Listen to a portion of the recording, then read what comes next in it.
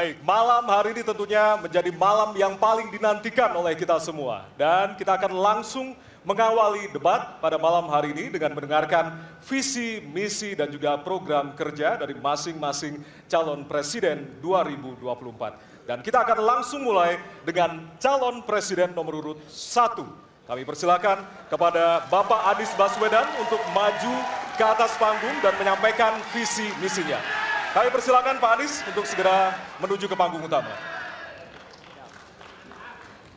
Pak Anies, waktu Bapak adalah 4 menit dimulai dari sekarang. Assalamualaikum warahmatullahi wabarakatuh. Selamat malam dan salam sejahtera untuk semuanya. Bismillahirrahmanirrahim. Negara hukum menempatkan hukum sebagai rujukan utama untuk memastikan hadir rasa keadilan, memberikan kebermanfaatan, dan memberikan kepastian kepada semua. Ini harus dipegang teguh oleh pemegang kekuasaan, baik yang di puncak dan seluruh jajaran. Tapi apa yang terjadi? Banyak aturan ditekuk sesuai dengan kepentingan yang sedang memegang kekuasaan. Apakah ini akan diteruskan? Tidak. Ini harus diubah. Ini harus dikembalikan. Kemudian kita menyaksikan betapa pada hari-hari ini tatanan ketika kita menyelenggarakan pemerintahan sering tidak sesuai dengan prinsip-prinsip hukum yang kita pegang. Karena itulah kami melihat perubahan ini harus kita kembalikan. Negara ini adalah negara hukum, bukan negara kekuasaan. Dalam negara hukum, kekuasaan diatur oleh hukum. Dalam negara kekuasaan, hukum diatur oleh penguasa. Dan kita tidak menginginkan itu terjadi. Pada saat ini, kalau kita lihat hukum itu harusnya tegak begini. Inilah hukum. Dalam kenyataannya, dia bengkok. Dia tajam ke bawah, dia tumpul ke atas. Dan kondisi ini tidak boleh didiamkan, tidak boleh dibiarkan, dan harus berubah. Karena itu kita mendorong perubahan, mengembalikan hukum menjadi tegak kepada semuanya. Dan bila kita saksikan hari ini ada satu orang milenial bisa menjadi calon wakil presiden. Tetapi ada ribuan milenial, generasi Z yang peduli pada anak-anak bangsa, yang peduli pada mereka yang termarginalkan. Ketika mereka mengungkapkan pendapat, ketika mereka mengkritik pemerintah, justru mereka sering dihadapi dengan kekerasan, dihadapi dengan benturan, dan bahkan gas air mata. Apakah kondisi ini akan dibiarkan? Tidak, kita harus lakukan perubahan. Oleh karena itu, kami memperhatikan ini sebagai hal-hal yang mendasar. Yang tak kalah penting, ini kedua nih, yang tak kalah penting. Kita menyaksikan pada saat ini, ada peristiwa seperti peristiwa Ibu Mega. Ibu Mega Suryani Dewi, seorang ibu rumah tangga yang mengalami kekerasan rumah tangga, lapor pada negara, tidak diperhatikan, dan dia meninggal korban kekerasan. Apakah akan dibiarkan? Tidak, ini harus diubah. Dan tidak kalah penting, hadir bersama saya di sini, ayahnya Harun Ar-Rasyid. Harun Ar-Rasyid adalah anak yang meninggal, pendukung Pak Prabowo di Pilpres 2019 yang menuntut keadilan pada saat itu. Protes hasil pemilu. Apa yang terjadi? Dia tewas sampai dengan hari ini tidak ada kejelasan. Apakah ini akan dibiarkan? Tidak, ini harus diubah. Karena itu, kami mendedikasikan diri, hadir untuk memberikan komitmen bahwa dari puncak sampai ke bawah, kami akan tegakkan hukum pada siapa saja. Kami kembalikan marwah kehidupan bernegara yang menempatkan hukum sebagai tempat yang paling tinggi. Dan ketentuan itu berlaku kepada semua, termasuk ketika menyangkut urusan ASN, menyangkut urusan TNI dan Polri. Terima kasih. Assalamualaikum warahmatullahi wabarakatuh. Terima kasih. Bapak Anies, kami persilakan kembali ke tempat. Berikutnya kami persilakan. Harap tenang. Harap tenang. Harap tenang. Harap tenang para pendukung, harap tenang. Hadirin, kita akan harap lanjutkan tenang. ya. Harap tenang. Kita akan lanjutkan. Kami persilahkan calon presiden nomor urut 2, Bapak Prabowo Subianto, untuk maju ke atas panggung. dan menyampaikan visi dan misi. Baik, para penunggu Harap harap tenang. tenang, kita akan lanjutkan. Baik, silakan. Bismillahirrahmanirrahim. Assalamualaikum warahmatullahi wabarakatuh. Salam sejahtera kita sekalian. Shalom, Om Swastiastu, Namo Buddhaya, salam kebajikan. Terima kasih kesempatan yang diberikan kepada saya untuk menyampaikan visi dan misi.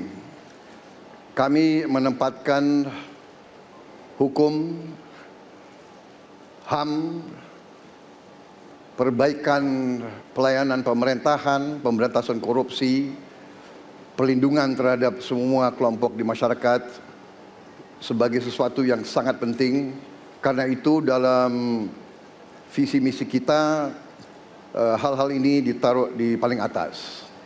Kita sadar dan saya sadar sejak muda saya telah mengangkat sumpah untuk membela Pancasila dan Undang-Undang Dasar 45. Di dalam Undang-Undang Dasar 45, di situ pendiri-pendiri bangsa kita mendirikan sebuah republik.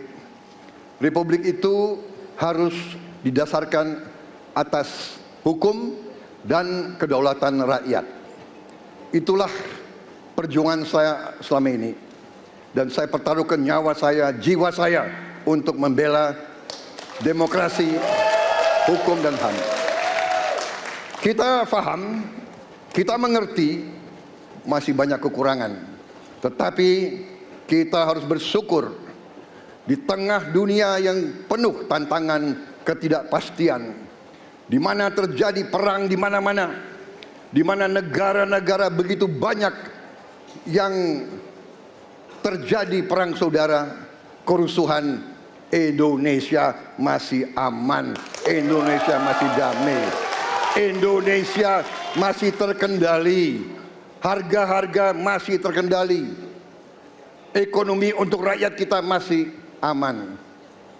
Karena apa? Karena kepemimpinan. Karena apa? Karena manajemen negara yang berhasil. Saudara-saudara, apakah di tengah 280 juta rakyat, masa tidak ada kekurangan?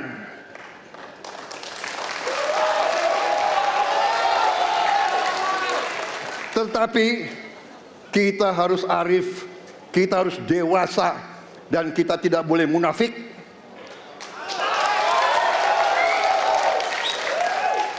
Pemimpin itu ingarso sung telodo, harus memberi contoh.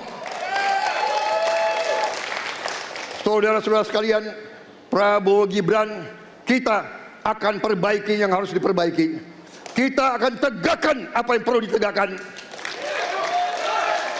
Dan kita bertekad memberantas korupsi sampai ke akar-akarnya. Memberantas korupsi sampai ke akar-akarnya. Saudara-saudara sekalian, saya kira demikian yang ingin saya sampaikan. Program kita baik, tujuan kita baik, keinginan kita baik. Mari kita berbuat kebaikan demi rakyat kita. Kita butuh persatuan dan kesatuan. Kita tidak perlu saling menghasut, saling mencela, saling menghina. Demi rakyat kita yang kita cintai, kita butuh kesejukan, ketenangan, kerukunan. Kita negara majemuk, kita negara ratusan kelompok etnis, berbagai agama besar. Pemimpin harus sejuk, pemimpin harus dewasa. Waktu Anda habis, kami persilakan untuk kembali ke tempat duduk. Baik. Para pendukung diharap tenang. Para Hadirin, pendukung harap tenang. Nanti Harap ada tenang. waktunya untuk memberikan apresiasi dan juga teriakan serta tepuk tangan. Kita akan lanjutkan untuk pasangan berikutnya yang di penyampaian visi misi oleh calon presiden nomor urut 3 kepada Bapak Prabowo, kepada Bapak Ganjar Pranowo. Kami persilakan untuk ke panggung. Harap tenang, hadirin harap tenang.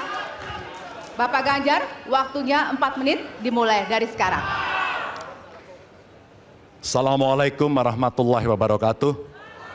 Selamat malam, salam sejahtera untuk kita semua. Om Swastiastu, Namo Buddhaya, Rahayu. Bapak Ibu yang sangat saya hormati, para hadirin pemirsa debat malam ini yang sangat saya muliakan. Saya dan Pak Mahfud mulai perjalanan pada saat pembukaan kampanye dari ujung timur Indonesia dan barat. Dari Sabang sampai Merauke. Hanya ingin mendengarkan dan ingin melihat secara langsung apa yang disampaikan oleh rakyat. Apa yang dirasakan oleh rakyat sehingga ketika kontestasi 5 tahunan ini berlangsung, harapan itu ada dan masuk dalam pikiran seorang pemimpin, satunya pikiran, perkataan, dan perbuatan. Ini sesuatu yang sungguh penting. Di Merauke kami menemukan pendeta, namanya Pak Leo. Dia harus menolong seorang ibu ingin melahirkan, karena tidak adanya fasilitas kesehatan. Dan dia belajar dari YouTube. Sesuatu hak kesehatan yang tidak bisa didapat. Maka kita sampaikan kepada Pendeta Leo, kami akan bangunkan itu, dan kami akan kerahkan seluruh Indonesia, bahwa satu desa, satu puskesmas atau pustu, dengan satu nakes yang ada. Pak Mahfud juga menyampaikan kepada para guru yang ada di Aceh, di Sabang sana. Ada juga guru agama di sana. Kita ingin membangun Indonesia yang hebat dengan SDM yang unggul. Tapi apakah kita sudah memperhatikan mereka? Tentu kemajuan yang selama ini ada mesti kita lakukan jauh lebih cepat, lebih satset, dan perhatian itu mesti diberikan. Dan itulah di sana kita memperhatikan nasib para guru termasuk guru agama. Insentif kepada mereka kita berikan agar mereka bisa mengajarkan budi pekerti yang luhur dengan moderasi agama yang ada. Bapak Ibu, cerita ini belum cukup. Saya berjalan ke NTT. Kami ketemu dengan masyarakat yang ada di sana. Pak Ganjar, kenapa kami anak muda tidak mudah mendapatkan akses pekerjaan? Padahal itu hak kami. Kenapa kemudian kami mendapatkan kesulitan untuk akses internet padahal kami butuh belajar? Tidak sama dengan yang di Jawa. Catatan inilah yang mendorong pikiran kami, internet gratis untuk para siswa yang sedang bersekolah. Agar mereka punya kesamaan dengan kita semua yang ada di Jawa ini. Kami bergeser lagi, kemudian ketemu kawan-kawan penyandang disabilitas di NTB. Betapa bahagianya saya karena ketemu dengan orang yang berjuang dengan keras agar dia bisa setara, dan pemerintah mesti perhatikan mereka untuk memberikan kesetaraan pada mereka itu. Tapi Bapak Ibu, saya mendengar ketika demokratisasi mesti berjalan dan demokrasi mesti kita jaga bersama, ada Ibu Sinta yang ketika menyampaikan pendapat harus berurusan dengan aparat keamanan. Ada Melki, Ketua BEM yang kemudian ibunya harus diperiksa. Maka yang seperti ini harus usai. Dan mereka bisa mendapatkan kebaikan-kebaikan kalau governance terjadi. Maka yang ada di Kalimantan kami temukan. Masyarakat Dayak, mereka suku-suku yang ada, libatkan dong kami agar kami bisa mendapatkan akses yang sama. Semua ini bisa berjalan kalau kemudian pemerintahnya bersih. Pemerintahannya bisa akomodatif. Dan kita sikat korupsi itu tidak dengan kata-kata, dengan keseriusan. Pak Mahfud adalah mitra saya yang selama ini sebagai Menko mengeksekusi itu dengan baik. Kita akan lakukan itu, kami mohon dukungan rakyat, perintahkan kami untuk mengerjakan itu. Terima kasih. Wassalamualaikum warahmatullahi wabarakatuh. Kami persilakan kembali ke tempat. Hadirin harap tenang. Hadirin harap tenang, kita akan lanjutkan acara. Baik. Kini saatnya baru kita akan sama-sama memberikan apresiasi tepuk tangan kepada seluruh calon presiden yang sudah menyampaikan visi misinya. Ya, usai jeda, kami akan memperdalam visi misi dari setiap calon presiden yang telah disampaikan tadi. Untuk itu tetaplah bersama kami di debat pertama Calon Presiden 2024.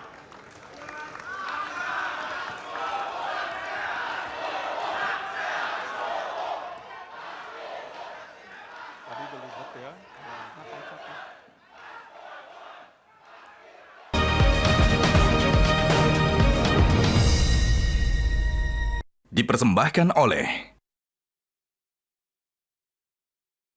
didukung oleh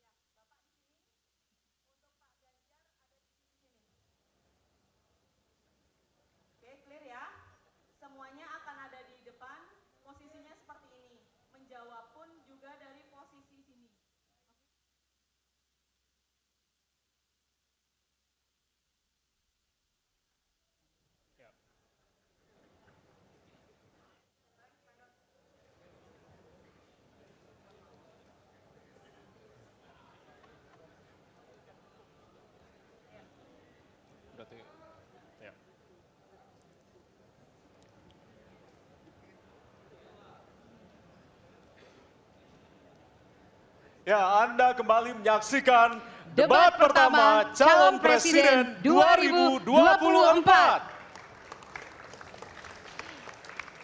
Hadirin, di segmen ini calon presiden akan menjawab pertanyaan dari tim panelis. Selain menjawab pertanyaan, masing-masing calon presiden juga diberikan kesempatan untuk saling menanggapi. Ya, tim panelis tentunya telah menyiapkan sejumlah pertanyaan dan menjaga kerahasiaannya. Untuk memastikan debat ini berlangsung secara adil, 3 pertanyaan dari masing-masing subtema akan diundi di hadapan Anda. Dan untuk itu, berkenan kami mengundang seluruh calon presiden untuk menuju ke panggung utama dan sesuai dengan posisi masing-masing. Kami persilakan kepada para calon presiden untuk menempati tempat yang telah disesuaikan.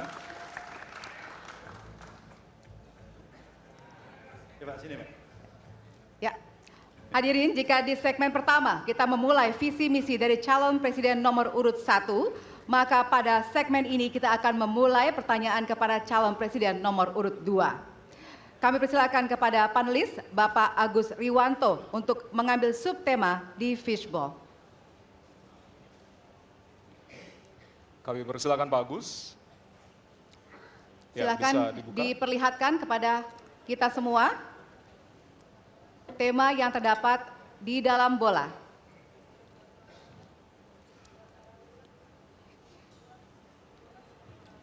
Temanya adalah, diperlihatkan kepada moderator, HAM. Baik, kita catat tema pertama adalah HAM. Baik, kami persilakan selanjutnya kepada panelis Bapak Ahmad Taufan Damadik untuk bisa mengambil pertanyaan dari fishbowl. Baik, bolanya bisa ditunjukkan, Pak. Oke, huruf A, artinya itu adalah amplop A untuk hak asasi manusia. Baik, pertanyaan hanya akan dibacakan 1 kali. Pertanyaan untuk calon presiden nomor urut 2 adalah tema HAM, huruf A. Saya akan buka amplopnya Bapak Ibu sekalian, masih disegel.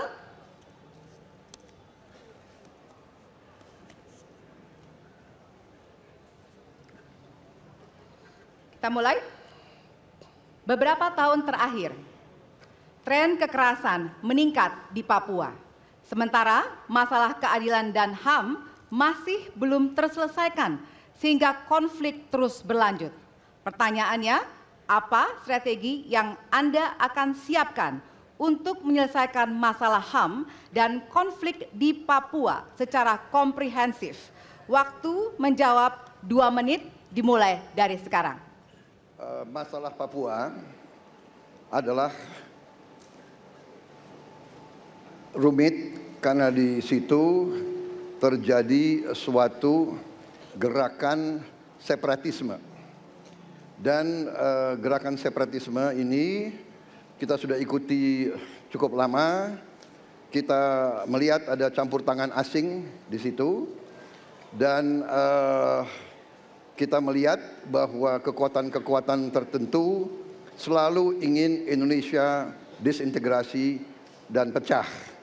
Untuk itu memang masalah hak asasi manusia itu menjadi sesuatu yang harus kita utamakan, dan diantaranya juga kita harus lindungi seluruh rakyat Papua, karena di situ kelompok teroris sekarang itu menyerang orang-orang Papua sendiri, rakyat yang tidak berdosa, perempuan, orang tua, anak kecil yang tidak bersenjata, diteror oleh kelompok teroris separatis ini.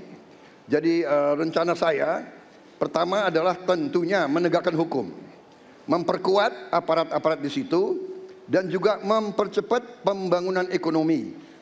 Dan Presiden Joko Widodo adalah Presiden di Republik Indonesia yang paling banyak ke Papua. Paling banyak ke Papua. Kalau tidak salah sampai hari ini beliau sudah lebih dari 19 kali ke Papua. Dan peningkatan pertumbuhan ekonomi di bawah pemerintah Pak Jokowi yang paling pesat, yang paling tinggi selama sejarah Republik Indonesia.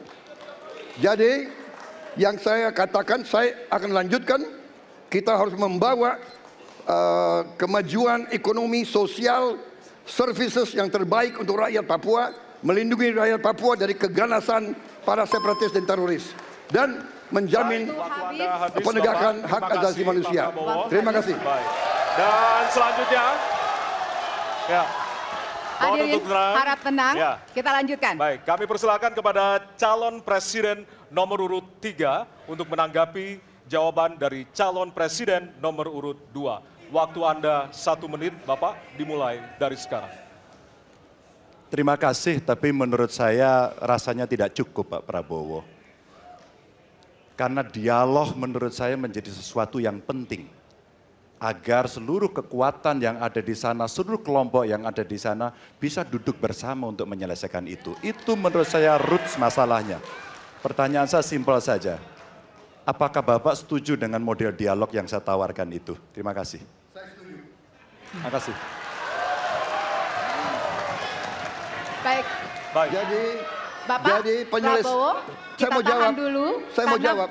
Waktunya Bapak merespon nanti setelah mendengarkan jawaban ataupun tanggapan dari paslon nomor Ya. 1. Atau terima kasih atas pengertiannya. Harap tenang, harap tenang, harap tenang hadirin, kita akan lanjutkan. Baik, selanjutnya kita akan lanjutkan dengan mempersilakan calon presiden nomor urut 1 untuk menanggapi jawaban calon presiden nomor urut 2. Waktunya 1 menit dari sekarang. Masalahnya bukan kekerasan. Karena ketika bicara kekerasan di Jakarta aja ada 3 pandangan. Ada yang menganggap ini terorisme, ada yang menganggap ini separatisme, ada yang menganggap ini kriminal. Di kita aja di Jakarta ada perbedaan pandangan. Apa masalah utamanya? Masalah utamanya adalah tiadanya keadilan di tanah Papua. Itu masalah utama. Oke? Jadi tujuannya bukan semata-mata tentang mentiadakan kekerasan. Karena damai itu bukan tiada kekerasan, damai itu ada keadilan. Itu prinsip utamanya. Nah, jadi caranya bagaimana?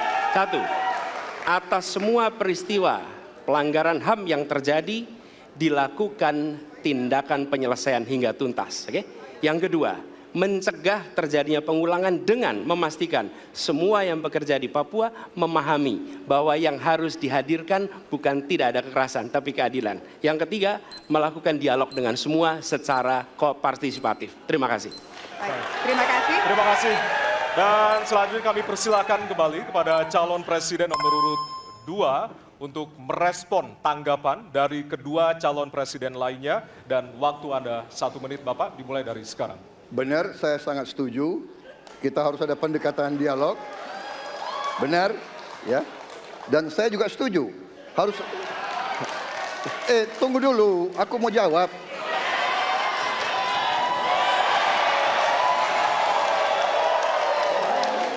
Jadi, benar keadilan. Benar sekali, harus ada keadilan. Tetapi saya mau mengatakan, tidak sesederhana itu, Pak Anies. Ada faktor-faktor lain, Pak Anies. Ada faktor geopolitik, ada faktor ideologi. Inilah yang masalahnya tidak gampang, ya. Tetapi saya pendapat kita harus tegakkan keadilan. Kita harus dialog. Ini masalah bangsa. Ini harus kita, semua kekuatan harus kita rangkul. Baik, waktu habis, Bapak. Waktu habis, Bapak. Terima kasih. Hadirin harap tenang. Baik, Hadirin harap tenang, kita akan Ya. lanjutkan. Hadirin harap tenang, kita akan lanjutkan. nanti kita akan kasih kesempatan untuk memberikan apresiasi kepada para calon presiden. Baik, selanjutnya kita akan beralih ke pertanyaan untuk calon presiden nomor urut 3.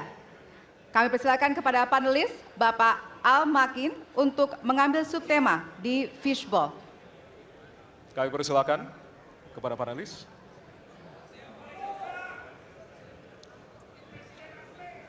Ya, dibuka Silakan. terlebih dahulu, Pak.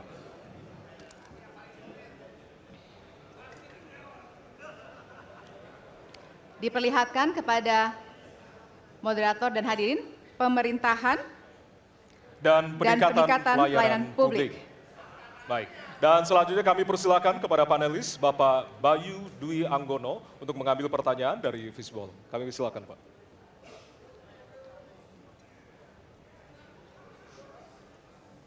Bisa ditunjukkan amplop C.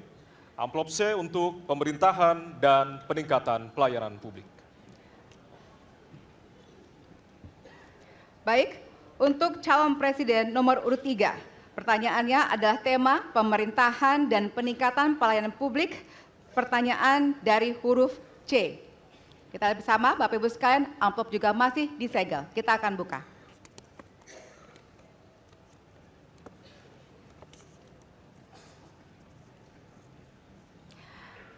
Indeks pelayanan publik di Indonesia stagnan. Sementara Undang-Undang Pelayanan Publik menghendaki persamaan pelakuan dan memperhatikan kepentingan khusus kelompok rentan, perempuan, anak, dan disabilitas. Pertanyaannya, apa program strategis Anda untuk meningkatkan kualitas pelayanan publik yang berkeadilan? Waktu 2 menit dimulai dari sekarang. Kebetulan saya punya pengalaman 10 tahun menangani soal ini. Mengajak mereka berpartisipasi sejak awal, satu, menghadirkan dalam setiap musrenbang kelompok perempuan, penyandang disabilitas, anak-anak, kelompok rentan yang lain termasuk orang tua. Kenapa? Agar pengambil keputusan mereka aware, mereka peduli apa yang mereka rasakan. Kesetaraan dalam perencanaan pembangunan itulah yang kita harapkan bisa merepresentasikan apa yang mereka harapkan. Sehingga fisiknya kalau bangun mereka paham mana yang akan menggunakan sehingga tidak ada lagi protes pada soal itu. Kedua, dari sisi aparaturnya mesti ada kontrol publik. Maka kalau saya membuat pengalaman kami membuat lapor GUP sebagai satu ruang komplain publik yang pemerintah nggak boleh baperan, pemerintah harus menerima seluruh masukan dan kritikan, inilah yang akan kita angkat menjadi government super apps. Sehingga ketika itu tidak berjalan, pemerintah tertinggilah yang harus kemudian mengambil alih itu, sehingga pelayanan akan bisa jauh lebih baik, sehingga kelompok-kelompok ini harus mendapatkan afirmasi. Pak Ganjar, masih ada waktu? Cukup. Baik. Cukup, baik, terima kasih. Ya, dan kami persilakan kepada calon presiden nomor urut 1 untuk menanggapi jawaban dari calon presiden nomor urut 3. Waktu Anda 1 menit dimulai dari sekarang, Pak. Prioritaskan pada pelayanan mereka yang rentan. 1, penyandang disabilitas. 2, perempuan, terutama ibu hamil. 3, anak-anak dan lansia. Itu prioritas. Kemudian pelayanannya. Buatkan pelayanan yang transparan dan terukur. Pelayanan pemerintah itu tidak ada yang baru. Semua yang dilayani pemerintah itu hal yang berulang. Jadi kalau disebut masalah itu pasti pernah terjadi sebelumnya. Pasti berulang. Lalu apa yang dikerjakan? Kami buat ketika dulu di Jakarta namanya Jaki. Jaki adalah sebuah super apps yang membuat setiap pelayanan ada ukurannya. Contoh, bila lapor pohon tumbang, maka kami memberikan arahan kepada jajaran berapa jam harus beres. Ketika dikatakan ada laporan tentang peristiwa X, maka berapa waktunya harus beres. Semua ukuran pelayanan dibuat transparan. Lalu publik yang melapor tahu persis, saya lapor kapan, harus selesai kapan. Dengan begitu standarisasi akan bisa terjadi. Terima kasih. Baik. Terima kasih atas tanggapannya. Silahkan kepada calon presiden nomor urut 2 untuk menanggapi jawaban calon presiden nomor urut 3. Waktunya 1 menit dari sekarang. Menurut pandangan saya, kelompok rentan itu juga termasuk para petani dan nelayan. Dan yang saya dapat setelah saya keliling, khususnya di Jawa Tengah, Pak Ganjar, petani-petani di situ sangat sulit dapat pupuk. Dan mereka mengeluh dengan kartu tani yang Bapak luncurkan, ini mempersulit mereka dapat pupuk. Jadi sebetulnya mereka ingin pupuk itu pengadaannya disederhanakan. Saya kira mungkin Bapak bisa menjawab masalah itu. Terima kasih. Waktu Pak Prabowo. Cukup. Cukup. Nggak usah lama-lama. Baik. Baik, terima kasih. Dan selanjutnya kami persilakan kepada calon presiden nomor urut 3 untuk merespon tanggapan dari kedua calon presiden lainnya. Waktu Bapak 1 menit dimulai dari sekarang. Terima kasih. Jadi menggunakan teknologi yang disampaikan Mas Ani sudah betul. Rupanya kita sama pada soal itu. Tapi untuk Pak Prabowo saya harus mengingatkan Pak, pupuk langka terjadi di Papua Pak. Pupuk langka terjadi di Sumatera Utara Pak. Pupuk langka terjadi di NTT, NTB, Kalimantan Timur termasuk bensin. Mungkin Bapak sedikit agak lupa untuk saya bisa mengingatkan, karena Bapak pernah menjadi ketua HKTI. Pak, data petani kita tidak pernah beres.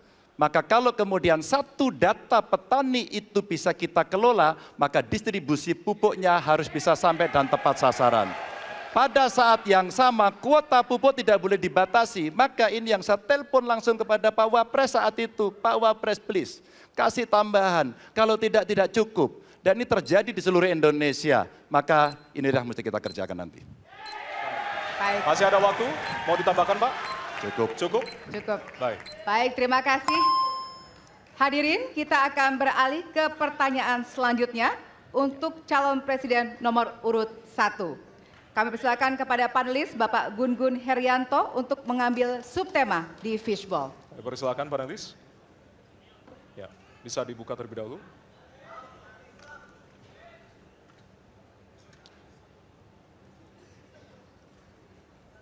Tema ketiga adalah penanganan disinformasi dan kerukunan warga.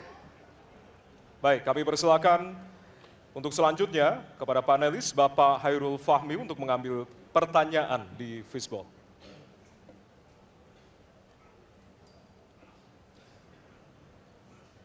Ditujukan ke depan.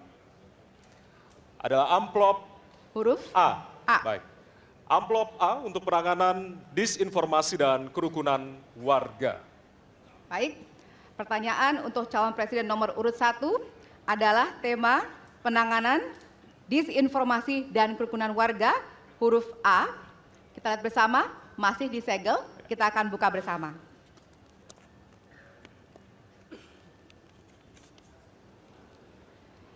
Sejauh ini, masih banyak ditemukan kasus-kasus persekusi, kekerasan, dan diskriminasi oleh satu kelompok masyarakat terhadap kelompok lainnya.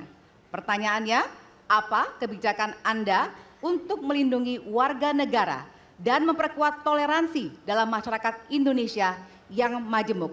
Waktunya 2 menit dimulai dari sekarang. Setiap pelanggaran hukum tidak boleh dibiarkan tak dihukum. Karena apabila dibiarkan, dia akan menular dan dia akan dianggap sebagai sesuatu yang benar. Karena itu langkah yang pertama adalah setiap kali ada pelanggaran dikerjakan oleh siapapun, kapanpun, dimanapun, maka tegakkan aturan, tegakkan hukum. Nomor 1. Yang kedua, ketika kita berbicara kerukunan, maka kita harus melakukan usaha berkomunikasi dengan semua. Negara tidak boleh memusuhi salah satu unsur yang ada di masyarakat. Nggak boleh. Negara adalah penyelenggara yang harus menjangkau semua. Kami mungkin tidak suka, mungkin tidak setuju dengan pikiran seseorang, tapi negara harus memberikan hak kepada dia untuk berbicara, termasuk untuk mengkritik. Sehingga ada ruang kebebasan kepada rakyat untuk menyampaikan pendapatnya. Jadi kita harus sadar, negara bukan mengatur pikiran, negara bukan mengatur perasaan, negara mengatur tindakan. Di situ kita atur. Dan bila melanggar, maka itu dilakukan tindakan penegakan hukum. Lalu, ketika sampai kepada usaha untuk menjangkau semua, pasti komunikasi dilakukan. Tapi selalu saja ada peristiwa pelanggaran, ada peristiwa kekerasan, dan seringkali rakyat tak tahu kemana harus melaporkan. Dan ketika mereka berhadapan dengan pihak lain, seringkali mereka membutuhkan bantuan hukum. Karena mereka berhadapan dengan berbagai unsur yang ada di masyarakat. Karena itu kami merencanakan membuat sebuah program yang disebut sebagai online untuk pelayanan pengacara gratis. Jadi ini adalah online pelayanan gratis. Yang kami sebut sebagai, istilah yang kami gunakan adalah Hotline Paris. Itu namanya kira-kira. Nah, dengan cara begitu, maka rakyat mengalami masalah bisa minta tolong kepada negara untuk didampingi pengacara dari negara. Terima kasih. Baik. Terima kasih. Dan selanjutnya kami persilakan kepada calon presiden nomor urut 2 untuk menanggapi jawaban dari calon presiden nomor urut 1. Waktu Bapak 1 menit dimulai dari sekarang. Saya kira yang sangat dirasakan oleh banyak kelompok, terutama kelompok minoritas, Pak. Saya ingin tanya bagaimana tanggapan Bapak tentang keluhan adanya kelompok-kelompok minoritas yang ingin membuat tempat ibadah tapi sangat sulit karena faktor-faktor yang dipersulit oleh birokrasi dan sebagainya. Masih ada waktu, Bapak? Cukup. Sudah cukup? Baik, terima kasih. Selanjutnya kami persilahkan kepada calon presiden nomor urut 3 untuk menanggapi jawaban calon presiden nomor urut 1, waktunya 1 menit, dimulai dari sekarang. Ada yang lebih penting saya kira meskipun seluruh proses memang harus dilalui. Penegakan hukumnya, menghukum yang bersalah, dan aparat hukum tidak boleh ragu pada soal itu. Tapi ketika kemudian kita kembalikan pada persoalan yang potensial muncul, itulah kenapa Pak Mahfud kemarin di Sabang berbicara dengan banyak tokoh agama. Agar di samping pendidikan agama, mereka memberikan juga pendidikan budi pekerti. Agar kemudian dia bisa mengerti sejak awal bagaimana berbeda dalam suku, agama, golongan, sehingga mereka akan bisa bareng-bareng memahami. FKUB, tokoh masyarakat semua dilibatkan dalam proses keseharian dalam pengambilan keputusan. Kalau itu bisa terjadi, rasa-rasanya bangsa ini akan membangun harkat dan martabatnya karena kita memang berbeda, tapi kita dipersatukan. Masih ada waktu, Bapak? Cukup. Ya. Dan selanjutnya, kami persilakan kepada calon presiden nomor urut 1 untuk merespon tanggapan dari kedua calon presiden lainnya, dan waktu Bapak 1 menit dimulai dari sekarang. Terima kasih. Pak Prabowo, perlu kami sampaikan bahwa ketika kami bertugas di Jakarta, maka ada begitu banyak izin-izin gereja yang mandek 30 tahun, 40 tahun, dan tuntas dibereskan. Oke? Antrian yang amat panjang, yang tidak pernah selesai. Dan kemudian banyak kelompok agama dari mulai Buddha, Hindu, Kristen yang mengalami kesulitan mendirikan tempat ibadah, mereka menerima izin tempat ibadah dan mereka bisa beribadah dengan baik. Dan kalau boleh saya laporkan, dalam sejarah Gubernur Jakarta yang paling banyak memberikan izin rumah ibadah adalah Gubernur Anies Baswedan. Termasuk ketika umat Islam mau mendirikan masjid dan tidak bisa mendapat izinnya, saya bicara. Ketika umat Kristen mau mendirikan gereja tidak bisa mendapatkan izin dari masyarakat, saya bicara. Dan semuanya akhirnya mendapatkan izin untuk bisa beribadah. Terima kasih. Terima kasih. Baik, sudah cukup Bapak? Masih ada waktu? Cukup ya? Baik, terima kasih, kita berikan tepuk tangan buat calon presiden 2024. Kami persilakan kepada Bapak-Bapak untuk kembali ke tempat. Ya, kami persilakan Bapak untuk kembali ke tempat. Ya. Ya. Kita masih ada beberapa segmen dan juga beberapa subtema yang tentunya nanti kita akan bahas di segmen-segmen berikutnya. Dan tentunya kami akan masuk ke bagian debat yang lebih hangat dengan tentunya saling menanggapi antara pasangan calon presiden 1. Baiklah, untuk itu tetaplah bersama kami di debat pertama calon presiden 2024.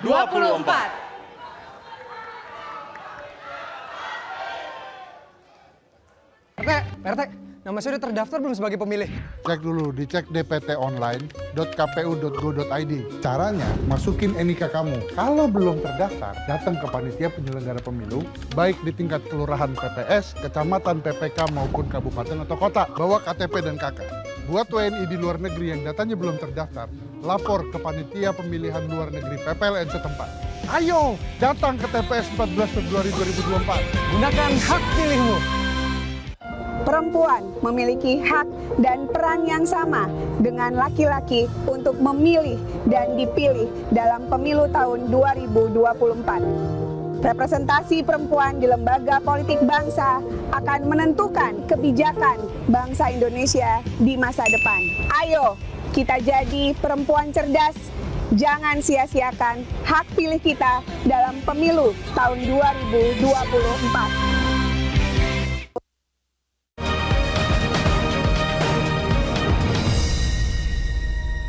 Dipersembahkan oleh, didukung oleh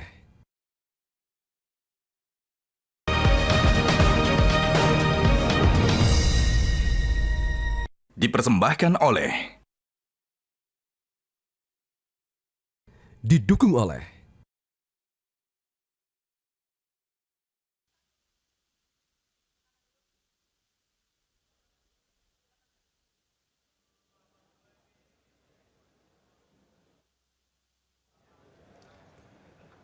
Ya, terima kasih Anda masih bersama kami di debat pertama calon presiden 2024. Di segmen ini kami akan melanjutkan mengundi pertanyaan dari fishball dan akan dijawab dengan mengambil pertanyaan dari fishball tersebut seperti segmen sebelumnya.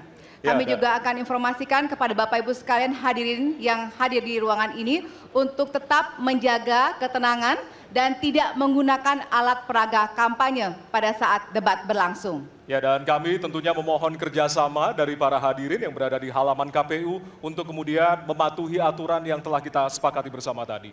Baik, kami persilakan kepada calon presiden untuk kembali menuju ke panggung utama. Kami persilakan kepada bapak-bapak untuk bisa menuju ke panggung utama.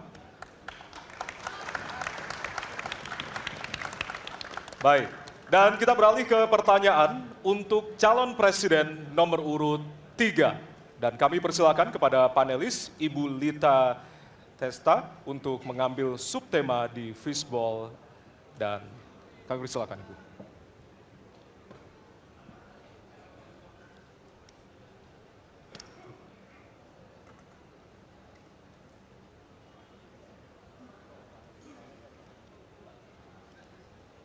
Ya, dan untuk temanya adalah pemberantasan korupsi. Baik, selanjutnya kami persilakan kepada panelis Bapak Made Sukmajati untuk mengambil pertanyaan dari fishball. Silakan Bapak. Ya. Pertanyaan huruf C. Baik, kita akan menuju ke pemberantasan korupsi dan pertanyaan C. Ya. Dari amplop C, Bapak Ibu, masih tersegel. Kita akan buka.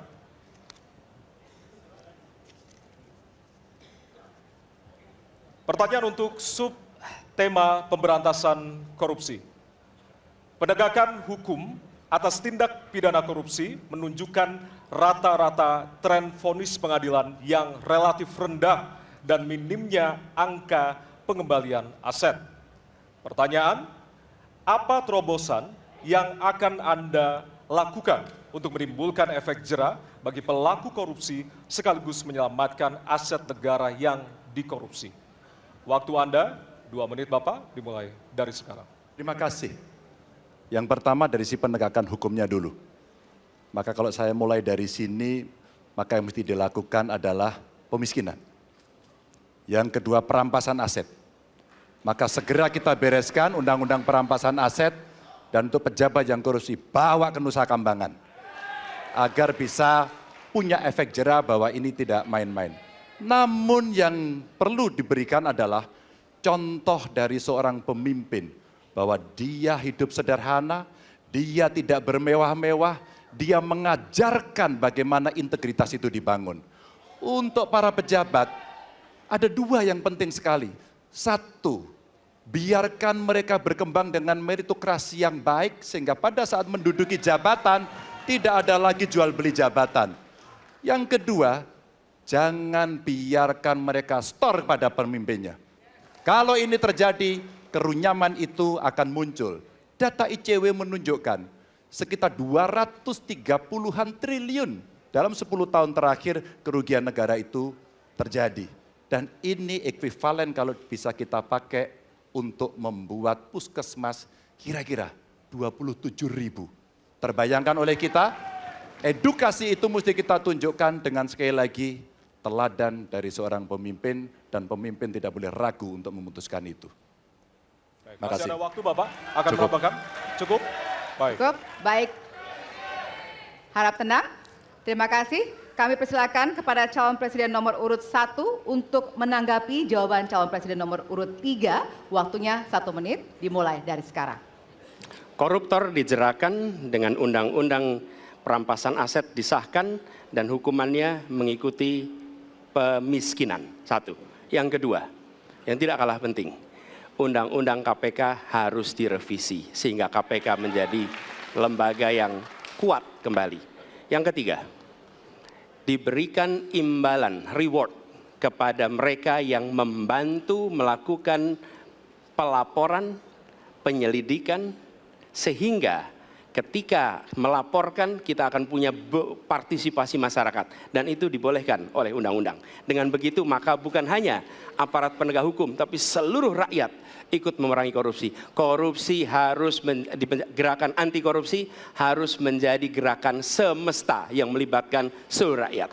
Kemudian yang keempat, yang tidak kalah penting, adalah standar etika untuk pimpinan KPK harus standar yang tinggi. Terima kasih. Baik. Ya. Dan selanjutnya kami silakan kepada calon presiden nomor urut 2 untuk menanggapi jawaban dari calon presiden nomor urut 3. Waktu Bapak 1 menit dimulai dari sekarang. Terus terang saja, saya dalam hal ini setuju dengan sikap dan jawaban dari Pak Ganjar masalah korupsi. Korupsi adalah pengkhianatan terhadap bangsa. Korupsi harus diberantas sampai ke akar-akarnya. Kita harus perkuat KPK, kita harus perkuat juga kepolisian, kita harus perkuat juga kejaksaan, kita harus perkuat ombudsman, semua badan-badan yang bisa membantu untuk mitigasi korupsi harus kita perkuat. BPK, BPKP, inspektorat di tiap kementerian ini harus diperkuat. Jadi saya sependapat korupsi harus diberantas sampai seakar-akarnya. Terima kasih. Waktu masih ada, Bapak? Cukup. Cukup. Baik, terima kasih. Kami persilakan calon presiden nomor untuk merespon tanggapan dari kedua calon presiden lainnya. Waktunya 1 menit dimulai dari sekarang. Terima kasih. Ternyata pada isu ini di antara 3 kami relatif sepakat. Mudah-mudahan ini harapan baik untuk masyarakat. Maka yang mesti kita sampaikan kepada masyarakat, inilah janji politik di depan rakyat. Maka kalau kemudian kita bisa menyatukan yang saya sampaikan di awal, pikiran kita sudah sama, perkataan kita sudah sama, maka kalau perbuatannya tidak sama, kitalah yang dihukum oleh rakyat. Maka mudah-mudahan pemilu besok ini akan menghasilkan semangat yang sama untuk kita memberantas korupsi. Integritas itu penting sekali. Dan nomor 1. Masih ada waktu Bapak? Cukup. Cukup? Baik. Ya, dan kita akan beralih ke pertanyaan selanjutnya untuk calon presiden nomor urut 1. Kami persilakan kepada panelis Bapak Rudy Rohi untuk mengambil subtema di fishball. Kami persilakan Bapak.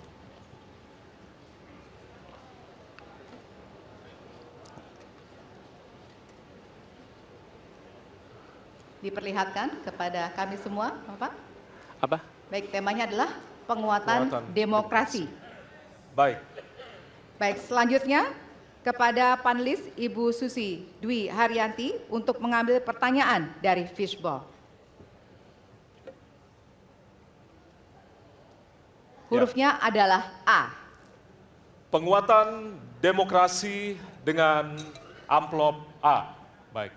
Masih tersegel Bapak Ibu? Kita akan langsung buka.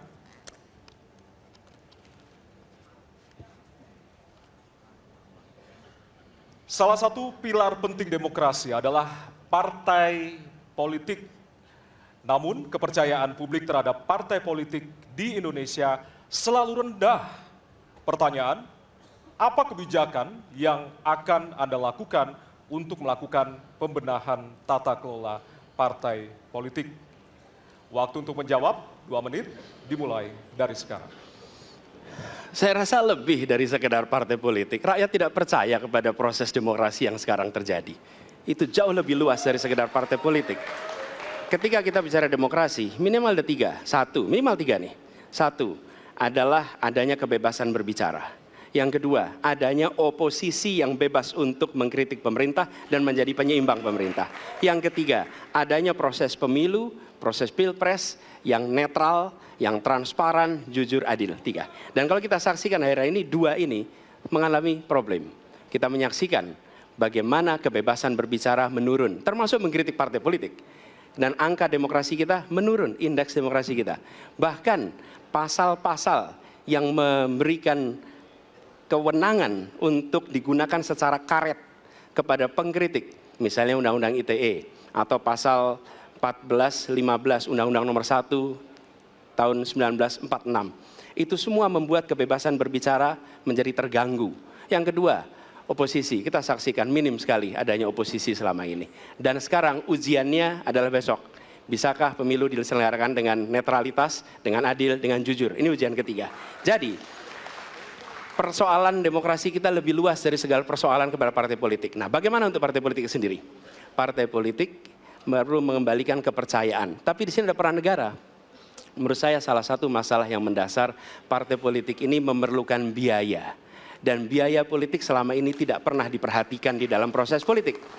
Untuk kampanye, untuk operasional partai, semua ada biayanya. Sudah saatnya pembiayaan politik itu dihitung dengan benar. Ada transparansi, sehingga rakyat pun melihat ini institusi yang bisa dipertanggungjawabkan. Jadi salah satu reformnya adalah reform pembiayaan politik oleh partai politik. Terima kasih. Baik. Waktu sudah habis, terima kasih. Kini kami persilakan calon presiden nomor urut 2 untuk menanggapi jawaban calon presiden nomor urut 1. Waktunya 1 menit, dimulai dari sekarang. Mas Anies, Mas Anies.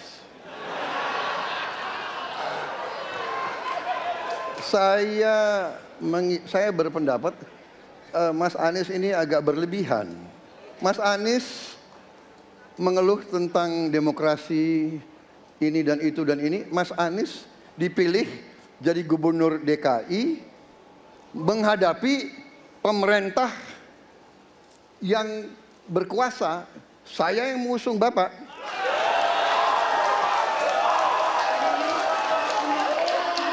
Kalau demokrasi kita tidak berjalan, tidak mungkin Anda jadi gubernur.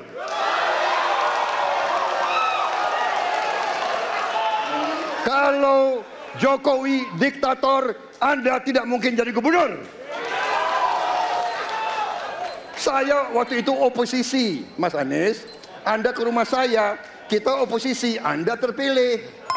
Waktu habis, Bapak. Harap tenang, Bapak Prabowo. Baik, para pendukung, kami mohon untuk tenang, para pendukung. Para pendukung, Baik. harap tenang. Kita akan lanjutkan dialog kita.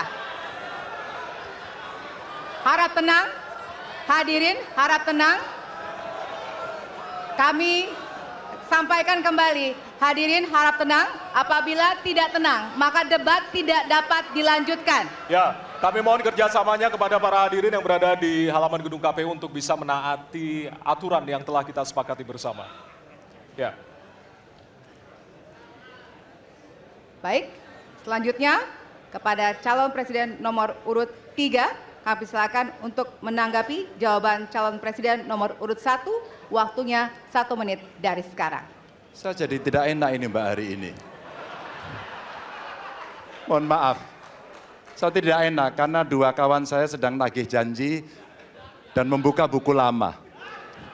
Tapi percaya begini, yang pertama tidak ada demokrasi tanpa partai politik. Tidak ada, suka tidak suka, mau tidak mau. Dan fungsi partai politik itu adalah agregasi, sumber rekrutmen kader, pendidikan politik. Kebetulan saya pernah menjadi ketua pansus undang-undang partai politik. Maka pada saat perdebatan penguatan dari sisi anggaran, penguatan dari sisi partisipasi masyarakat mesti dilakukan, saat itu tidak terlalu banyak yang setuju.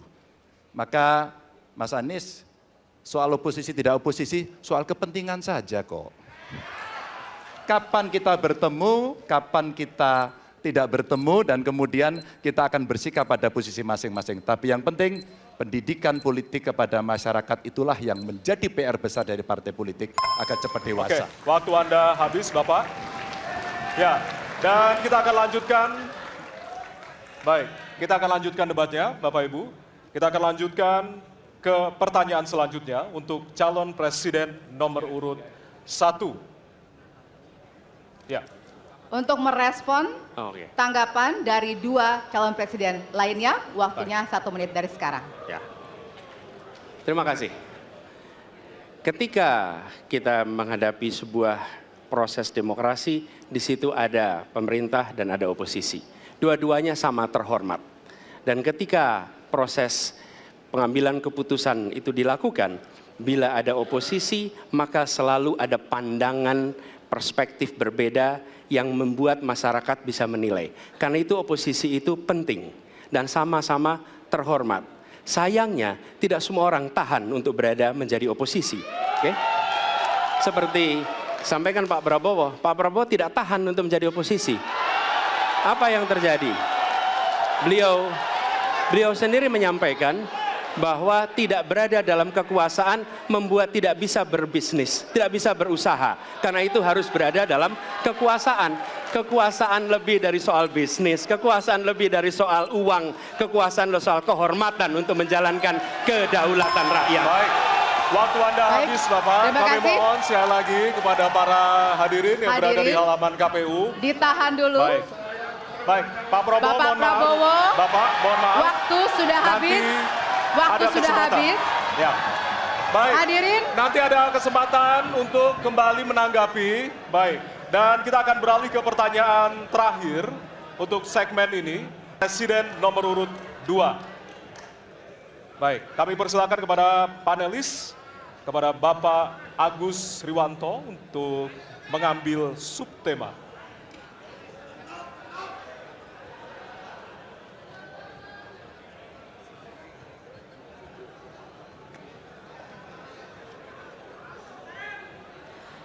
Kami mohon kepada hadirin untuk tenang, untuk menjaga kelancaran debat. Silakan Bapak dipersilakan kepada moderator Baik. diperlihatkan. Subtema hukum. Baik. Selanjutnya kami silakan kepada panelis Bapak Wawan Masfud untuk mengambil pertanyaan dari Fishball. Kami persilakan Bapak.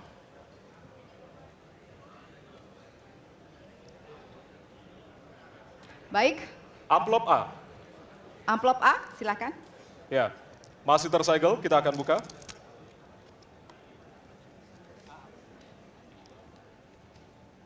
Kita akan langsung bacakan. Konstitusi mengharuskan kekuasaan kehakiman dijalankan secara merdeka. Sementara lembaga kekuasaan kehakiman saat ini cenderung diintervensi oleh cabang kekuasaan lainnya. Pertanyaannya, apakah Anda setuju dengan pernyataan tersebut? Apa alasannya dan apa komitmen Anda untuk menjaga independensi kekuasaan kehakiman? Waktu Anda 2 menit, Bapak, dimulai dari sekarang. Saya sangat setuju bahwa kehakiman harus independen, kehakiman harus yudikatif, ya, harus independen, dan harus kuat, dan tidak boleh diintervensi oleh kekuasaan. Saya sangat setuju itu. Dan saya berkomitmen untuk memperkuat itu. Manakala saya menerima mandat dari rakyat, saya akan memperbaiki kualitas hidup semua hakim-hakim di Republik Indonesia, semua pekerja di sekitar pengadilan, dan semua penegak hukum akan saya perbaiki kualitas hidupnya, gajinya diperbaiki supaya mereka tidak dapat diintervensi, tidak dapat disogok, tidak dapat dikorup. Itu komitmen saya kepada rakyat Indonesia. Terima kasih. Masih ada waktunya Bapak, silakan menambahkan. Cukup. Cukup? Ya. Baik. Baik, selanjutnya kami persilakan kepada calon presiden nomor urut 3 untuk memberikan tanggapan kepada jawaban calon presiden nomor urut 2. Waktunya 1 menit dari sekarang. Terima kasih, komitmennya Pak Prabowo luar biasa. Tapi dalam konteks kekinian saya terpaksa, ini mohon maaf Pak ini, terpaksa sekali saya harus bertanya. Apa komentar Pak Prabowo terhadap putusan MK yang melahirkan MK-MK itu? Itu aja. Ditahan dulu Bapak, apakah ada yang ditambahkan selain itu? Cukup. Cukup, baik. Selanjutnya. Ya. Kami pertegas kembali bahwasannya tidak ada sesi tanya jawab, artinya saling menanggapi, Bapak-bapak. Kami ingatkan kembali untuk saling menanggapi dari masing-masing calon presiden. Dan selanjutnya kita akan berikan kesempatan kepada calon presiden nomor urut 1 untuk menanggapi calon presiden nomor urut 2 dan waktu Bapak. statement saya? Kenapa Bapak? Apakah saya harus merevisi statement saya karena tidak boleh Tidak, bertanya? nanti kami harapkan untuk saling menanggapi, bukan saling menanya, Bapak. Makanya, apakah saya harus merevisi karena tadi bentuknya pertanyaan? Nanti kita akan Baik. berikan kesempatan untuk Tidak perlu ya? selanjutnya. Tidak perlu, Pak. Bapak. Oke, terima Baik. kasih. Ya, kami persilakan Silakan. kepada calon presiden nomor urut 1. Waktu Anda 1 menit, Bapak. Ya, jadi ketika saya bertugas sebagai presiden, maka saya akan tegaskan kepada semua yang berada di lingkar judisial bahwa tugas Anda bukan hanya menegakkan hukum, tugas Anda menghadirkan rasa keadilan. Nomor 1, tegaskan itu.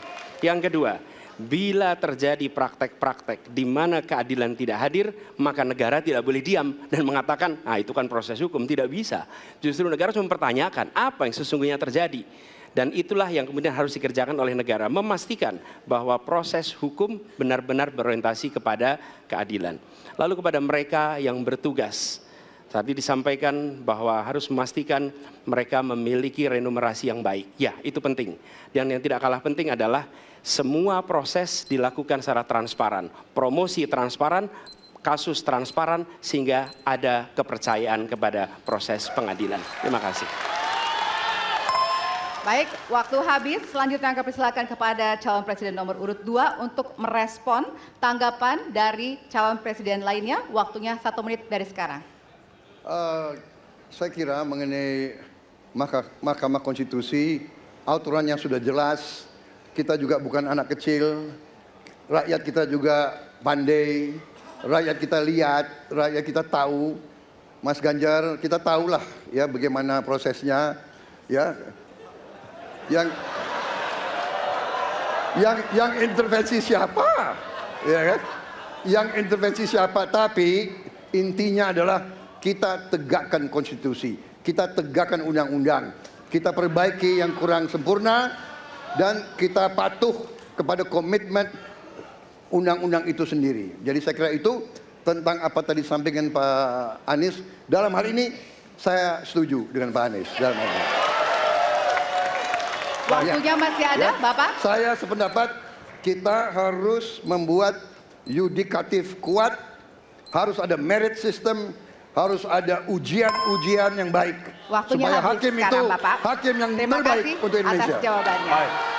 Sekarang kita kasih apresiasi dari 3 calon presiden yang tentunya sudah saling menanggapi di kesempatan segmen kali ini. Dan kami persilakan kepada Bapak calon presiden untuk kembali ke tempat masing-masing. Baik. Kepada para pendukung, harap tenang. Ya, Para pendukung, kami mohon kepada para pendukung, acara debat masih berlangsung. ya, sekali lagi kami nanti akan kasih kesempatan untuk memberikan yel-yel dan juga dukungan dari masing-masing capres. Dan Ya. kita akan masih lanjutkan dengan suasana debat yang masih hangat tentunya. Ya, tentunya nanti akan ada perbedaan pada segmen berikutnya, hadirin sekalian. Bedanya adalah pertanyaan tidak lagi datang dari tim panelis, Ya. tapi pertanyaan akan datang dari masing-masing calon presiden. Ya, dan untuk itu tetaplah bersama kami dan kami kembali sesaat lagi.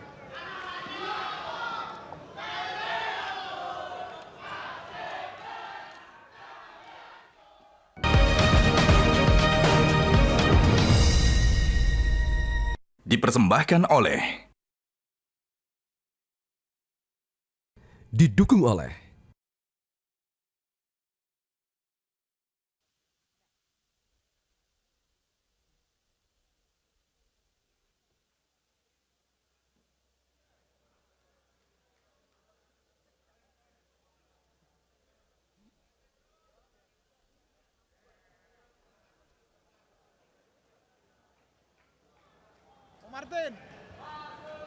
Martin.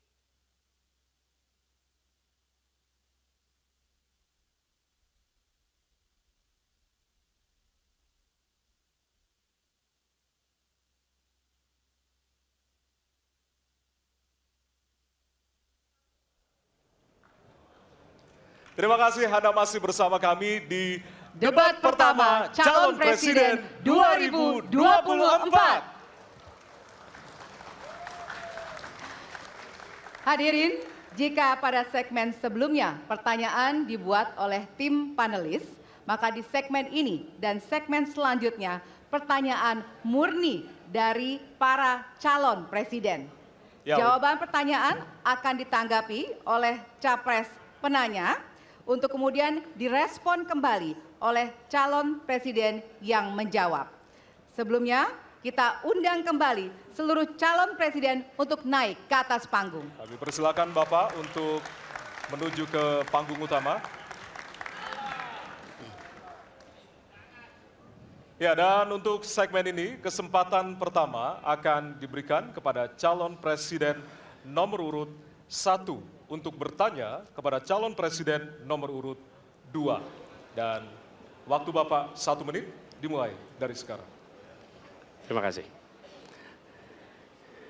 Pada tanggal 25, Pak Prabowo mendaftar ke KPU sebagai pasangan calon presiden, calon wakil presiden. Sesudah keputusan MK. Dan kemudian di MK dibentuk MK-MK. Yang hasilnya mengatakan bahwa terjadi pelanggaran etika berat. Yang menyebabkan keputusan yang dibuat oleh MK secara etika bermasalah. Kemudian, Bapak punya waktu sampai dengan tanggal 13 November. Karena di situ adalah waktu terakhir untuk mengambil keputusan bila ada perubahan. Sesudah Bapak mendengar bahwa ternyata pencalonan persyaratannya bermasalah secara etika, pertanyaan saya, apa perasaan Bapak ketika mendengar bahwa ada pelanggaran etika di situ? Baik, waktunya habis. Kami berikan kesempatan kepada calon presiden nomor urut 2 untuk menjawab selama 2 menit. Waktunya dimulai dari sekarang. Jadi Mas Anies ya memang suatu perkembangan politik itu ada beberapa segi perspektif ya. Jadi tim saya, para pakar hukum yang mendampingi saya menyampaikan bahwa dari segi hukum tidak ada masalah.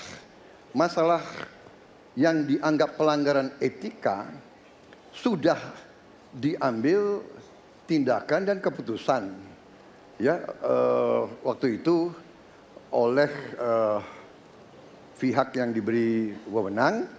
Kemudian sudah ada tindakan dan tindakan pun itu masih diperdebatkan karena yang bersangkutan masih memproses.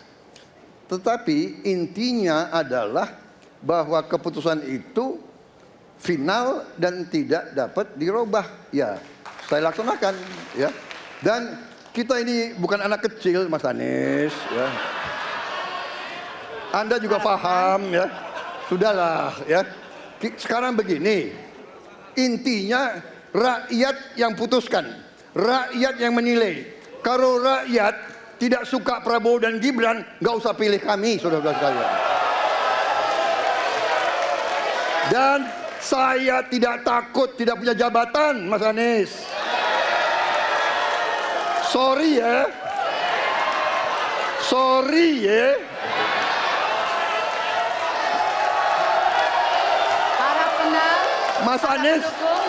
Mas Anies, saya tidak punya apa-apa. Saya sudah siap mati untuk negara ini. Baik. Waktu Anda habis, Bapak, dan selanjutnya kami persilakan kepada calon presiden nomor urut 1 untuk menanggapi jawaban dari calon presiden nomor urut 2. Waktu Bapak 1 menit. Dimulai dari sekarang. Fenomena ordal ini menyebalkan. Di seluruh Indonesia kita menghadapi fenomena ordal. Mau ikut kesebelasan ada ordalnya. Mau masuk jadi guru ordal. Mau daftar sekolah ada ordal. Mau dapat tiket untuk konser ada ordal. Ada ordal di mana-mana yang membuat meritokratik nggak berjalan. Yang membuat etika luntur. Dan ketika fenomena ordal itu bukan hanya di masyarakat, tapi di proses yang paling puncak terjadi ordal, maka rakyat kebanyakan, dan ini saya rasakan beberapa waktu yang lalu, beberapa orang guru berjumpa dengan saya dan mereka mengatakan, Pak, di tempat kami pengangkatan guru-guru itu mendasarkan ordal. Kalau tidak ada ordal, nggak bisa jadi guru, nggak bisa diangkat.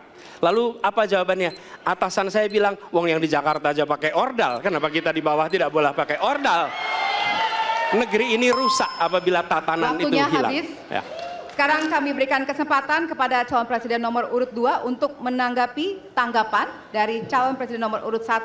Waktunya 1 menit dari sekarang. Mas Anies, dalam demokrasi kekuasaan tertinggi ada di rakyat.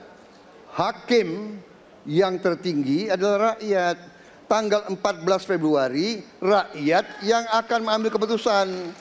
Kalau kami tidak benar, salah, berkhianat, rakyat yang akan menghukum kami. Waktu masih ada, Bapak? Sudah cukup? Baik, terima kasih. Harap tenang hadirin, kita akan lanjutkan. Ya, kita akan lanjutkan. Dan untuk kesempatan ini kami berikan calon presiden nomor urut 2 untuk bertanya kepada calon presiden nomor urut 3. Dan waktu Bapak 1 menit dimulai dari sekarang. Mas Ganjar punya pengalaman sebagai gubernur. Saya ingin bertanya bagaimana pemikiran Bapak untuk mengatasi pengangguran yang masih banyak, terutama lulusan-lulusan sekolah dan sarjana yang belum tertampung. Mungkin pengalaman Bapak bisa Bapak memberi suatu pencerahan kepada kami. Terima kasih. Waktunya masih ada, Bapak ada yang ingin ditambahkan? Baik, cukup. Oke. Selanjutnya kami berikan kesempatan kepada calon presiden nomor urut 3 untuk menjawab selama 2 menit. Waktunya dimulai dari sekarang. Terima kasih Pak Prabowo. Isu ini sangat kontekstual dan saya kira dari pertanyaan masyarakat begitu sulitnya mendapatkan pekerjaan. Ada beberapa poin Pak. Yang pertama adalah membuka ruang investasi yang cukup besar dengan cara memastikan penegakan hukumnya bisa berjalan baik, kepastian hukumnya berjalan dengan baik, transparan, akuntabel, mudah, murah, cepat dalam sebuah layanan.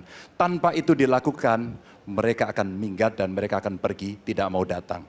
Yang kedua, ketika mereka datang, sudah masuk berinvestasi katakan, pusat-pusat pertumbuhan sudah diberikan kepada mereka oleh pemerintah dengan fasilitasi kawasan industri umpama, insentif pajak umpama, kemudahan perizinan, ease of doing business umpama, maka ketika kemudian itu sudah berjalan, Pak, yang mesti disiapkan adalah SDM.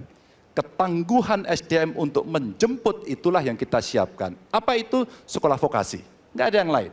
Dan kemudian SDM inilah yang kita bisa pastikan bahwa mereka sampai dengan 12 tahun mesti sekolah dan gratis. Inilah yang kemudian bisa kita dorong untuk kemudian mereka bisa naik. Ada juga tindakan afirmasi sekaligus untuk menurunkan kemiskinan adalah setiap satu keluarga miskin kita kasih kesempatan satu anaknya sampai ke perguruan tinggi. Karena itulah yang akan membongkar dan kemudian memberikan ruang pekerjaan yang jauh lebih banyak kepada mereka. Maka peran-peran inilah yang mesti kita dorong. Kawasan industri Kendal sudah bekerja sama dengan 100-an lebih sekolah vokasi. Kawasan industri di Batang sedang kita siapkan, bahkan kita bangunkan sekolah. Kerjasama antara pusat, provinsi, kabupaten menjadi begitu penting untuk memfasilitasi itu. Dan kemudian tugas kita mensosialisasikan untuk mereka bisa terlibat di dalamnya. Baik. Ya, waktu Anda habis Bapak dan kami persilakan kepada calon presiden nomor urut 2 untuk menanggapi jawaban dari calon presiden nomor urut 3. Waktu Bapak 1 menit. Saya senang mendengar jawaban itu.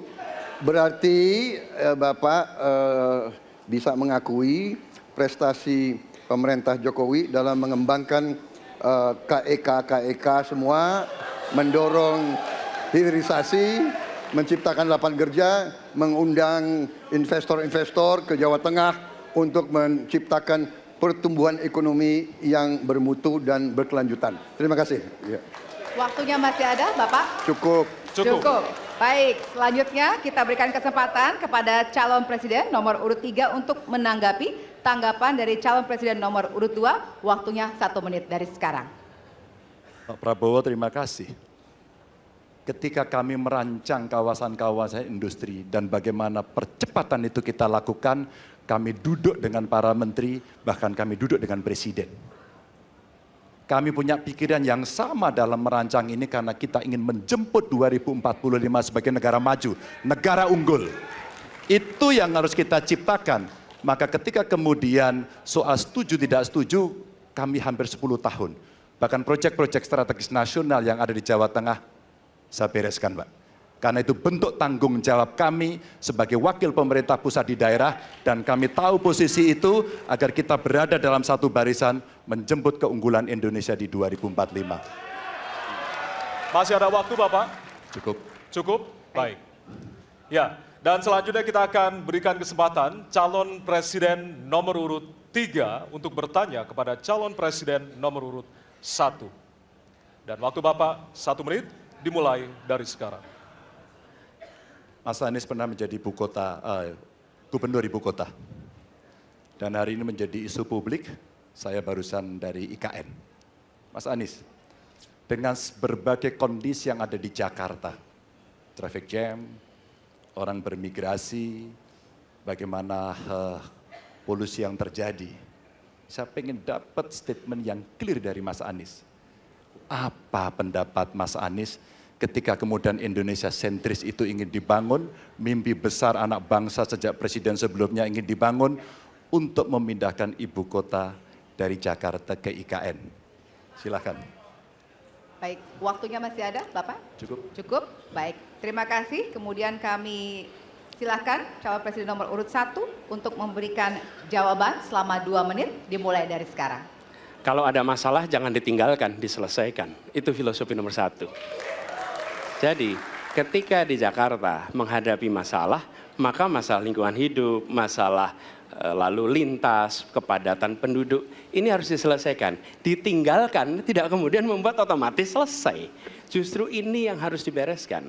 Kalau kami melihat, begitu kita bicara lalu lintas, kontribusi aparat sipil negara di dalam kemacetan itu hanya 4-7%. Jadi nggak akan mengurangi kemacetan di sini. Yang kedua, soal lingkungan hidup. Kalau yang pindah itu pemerintah, bisnis, keluarga masih tetap di sini, masih tetap ada masalah. Karena itu kami berpandangan, masalah yang di Jakarta harus diselesaikan dengan transportasi umum yang dibangun. Kemudian yang kedua, menambah taman yang dibangun, transportasi umum berbasis elektrik. Dan itu semua dikerjakan untuk membuat Jakarta menjadi kota yang nyaman, aman, kota yang membuat kita bisa hidup dengan sehat. Itu terkait dengan Jakarta. Jadi jangan kita meniru pemerintah Belanda. Mereka punya kota tua. Ketika kota tua turun permukaan, mereka pindah ke selatan, bikin di sekitar Monas. Ditinggalkan, masalah tidak diselesaikan. Kita harus menghadapi masalah dengan menyelesaikan. Lalu yang kedua, terkait dengan IKN. Ketika kita memiliki masalah yang masih urgen di depan mata kita, di Kalimantan sendiri, kebutuhan untuk membangun sekolah yang rusak sangat banyak. Membangun kereta api atau jalur tol antar kota di Kalimantan itu urgen. Yang merasakan dari uang itu siapa? Rakyat. Sementara yang kita kerjakan hanya membangun tempat untuk aparat sipil negara bekerja, bukan untuk rakyat dan bukan pusat perekonomian. Baik. Ya, waktu Anda habis dan kami persilakan kepada calon presiden nomor urut 3 untuk menanggapi jawaban dari calon presiden nomor urut 1. Waktu Bapak 1 menit, disilakan. Apakah boleh saya simpulkan kalau begitu, Mas Anies dalam posisi yang oposisi terhadap beberapa kebijakan termasuk IKN, menolak IKN dilanjutkan. Terima kasih. Cukup, Waktunya? Bapak? Cukup. Baik. Baik, selanjutnya kami berikan kesempatan kepada calon presiden nomor urut 1 untuk menanggapi tanggapan dari calon presiden nomor urut 3. Waktunya 1 menit dari sekarang. Inilah salah satu contoh produk hukum yang tidak melewati proses dialog publik yang lengkap. Sehingga dialognya sesudah jadi undang-undang. Dan ketika dialognya sudah undang-undang, siapapun yang kritis dianggap oposisi, siapapun yang pro dianggap pro pemerintah. Kenapa? Karena tidak ada proses pembahasan yang komprehensif yang memberikan ruang kepada publik. Ini negara hukum, bukan negara kekuasaan. Dalam negara hukum, berikan ruang kepada publik untuk membahas sebuah peraturan sebelum dia ditetapkan. Tapi ini nada-nadanya seperti negara kekuasaan, di mana penguasa menentukan hukum. Dan kemudian dari situ kita berdebat pro kon. Kami melihat ada kebutuhan-kebutuhan urgen yang dibangun untuk rakyat. Kalau hari ini kita belum bisa menyiapkan pupuk lengkap, tapi pada saat yang sama kita membangun sebuah istana untuk presiden, di mana rasa keadilan kita? Oke? Waktunya sudah habis. Ya, dan kami masih ada satu segmen lagi. Untuk itu kami persilakan kepada bapak-bapak untuk kembali ke tempat duduk masing-masing. Masih ada satu segmen lagi untuk bertanya dan juga saling menanggapi. Kami persilakan bapak-bapak untuk kembali ke tempat. Kami mohon untuk tenang terlebih dahulu. Kita akan lanjutkan debat dengan suasana tentunya yang lebih hangat. Ya. Untuk tetaplah bersama kami di debat pertama calon presiden 2024.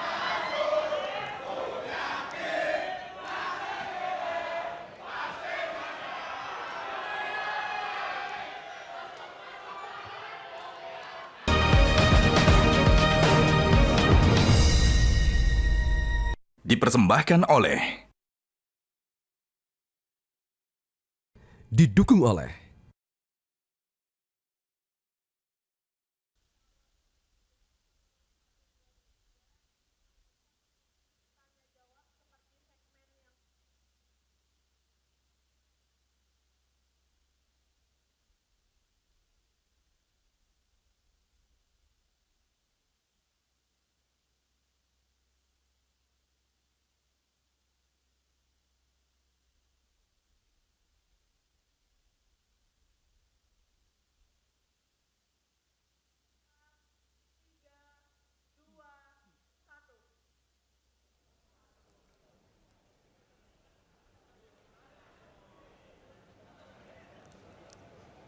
Baik, terima kasih Anda masih bersama kami di debat pertama calon presiden 2024.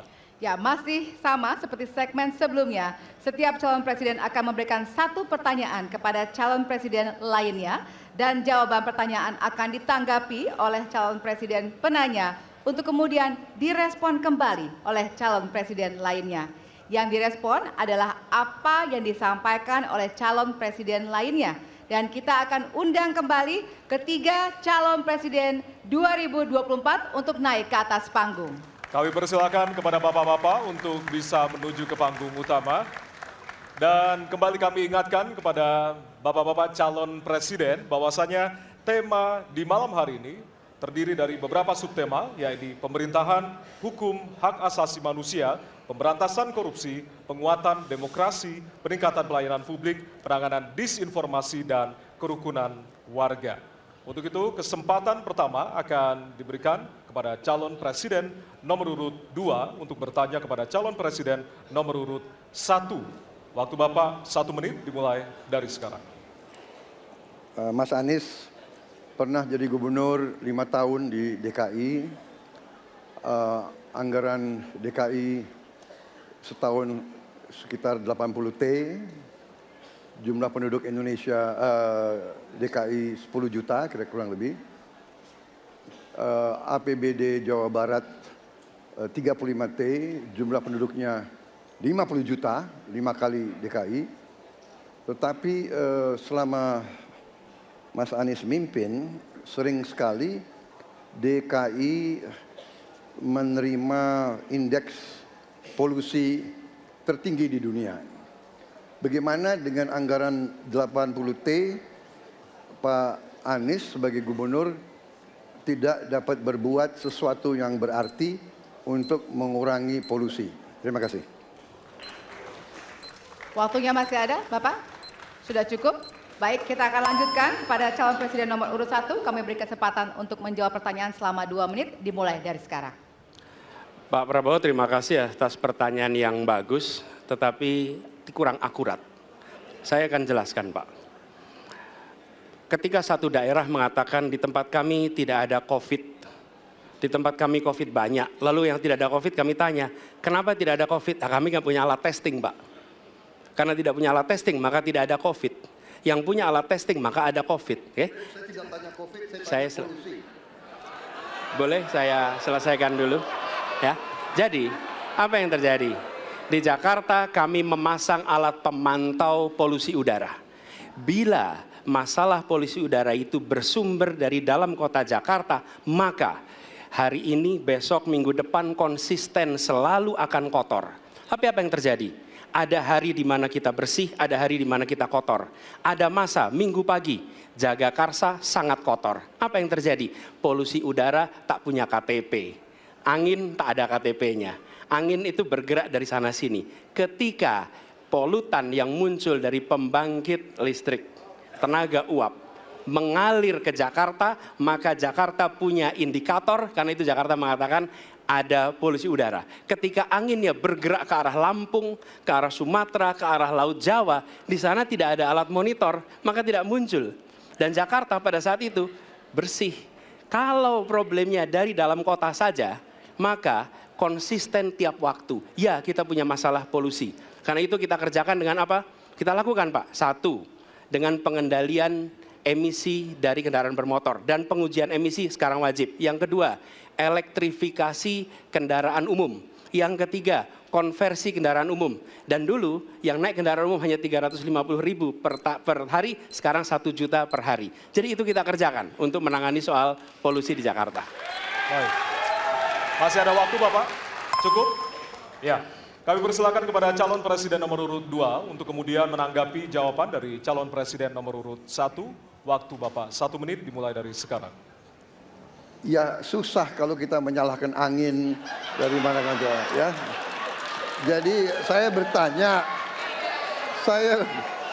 bertanya dengan anggaran segitu besar, jumlah pendidik, langkah-langkah yang bisa dilakukan untuk dengan real dalam 5 tahun mengurangi polusi, juga di mana rakyat Jakarta begitu banyak yang mengalami sakit pernafasan.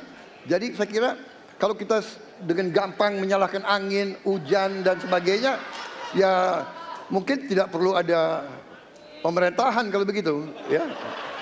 Terima kasih. Masih ada waktu? Akan menambahkan? Cukup. Baik, selanjutnya kami berikan kesempatan kepada calon presiden nomor urut 1 untuk menanggapi tanggapan dari calon presiden nomor urut 2. Waktunya 1 menit, dimulai dari sekarang. Ya, inilah bedanya yang berbicara pakai data, yang berbicara pakai fiksi. Okay? Ini pakai data. Jadi ketika ditunjukkan, ya memang ada sumber polutan dari dalam kota. Tapi kalau sumber polutan itu hanya dari dalam kota, maka Pak pakai logika sederhana sekali. Jumlah motor dari hari ke hari sama, jumlah mobil dari hari ke hari sama. Maka harusnya angka polusinya sama setiap waktu, betul tidak? Tapi jumlah motor sama, jumlah mobil sama, ada kita sangat polusi. Ada sisi sangat tidak polusi. Nanti kalau perlu saya kirimkan gambar satelitnya kepada Bapak. Supaya Bapak bisa menyaksikan. Dan inilah mengapa kita mengambil langkah itu pakai ilmu pengetahuan, pakai data, dan menggunakan saintis untuk terlibat. Kalau tidak pakai itu, maka nggak akan ada langkah yang benar. Dan ini kemudian saya teruskan, Pak. Bagaimana pengendalian itu dikerjakan untuk dalam Jakarta. Jika saya terpilih presiden, maka yang luar Jakarta saya kendalikan juga, Pak. Baik. Terima kasih. Ya, dan selanjutnya kami akan beri kesempatan bertanya yang tentunya akan diberikan kepada calon presiden nomor urut 3 untuk bertanya ke calon presiden nomor urut 2. Waktu Bapak 1 menit dimulai dari sekarang. Izinkan saya harus membaca data untuk mengingatkan. Pak Prabowo, karena nomor 2 saya pertanyaannya 2. Ada 12 kasus pelanggaran HAM berat yang sudah dikeluarkan mulai dari peristiwa 65, penembakan misterius, Talang Sari, penghilangan paksa sampai Wamena. Dan saya ingatkan tahun 2009 DPR sudah mengeluarkan 4 rekomendasi pada saat itu kepada Presiden. 1, membentuk pengadilan HAM ad hoc. Yang kedua, menemukan 13 korban penghilangan paksa. Yang keempat, memberikan kompensasi dan pemulihan. Dan yang keempat, meratifikasi konvensi anti penghilangan paksa sebagai upaya pencegahan. Pertanyaan saja 2. Kalau Bapak ada di situ, apakah akan membuat pengadilan HAM dan membereskan rekomendasi DPR? Pertanyaan kedua, di luar sana menunggu banyak ibu-ibu, apakah Bapak bisa membantu menemukan di mana kuburnya yang hilang agar mereka bisa berziarah? Saya persilakan.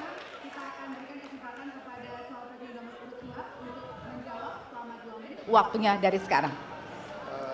Pak Ganjar tadi justru Anda sebut tahun 2009 kan? Ya. Jadi sekian tahun yang lalu kan? Betul. Dan masalah ini ditangani justru oleh wakil presiden Anda. Ya. Ya. Jadi apalagi mau ditanya kepada saya? Saya sudah menjawab berkali-kali, ada rekam digitalnya. Saya sudah jawab berkali-kali. Tiap 5 tahun kalau polling saya naik, ditanya lagi soal itu.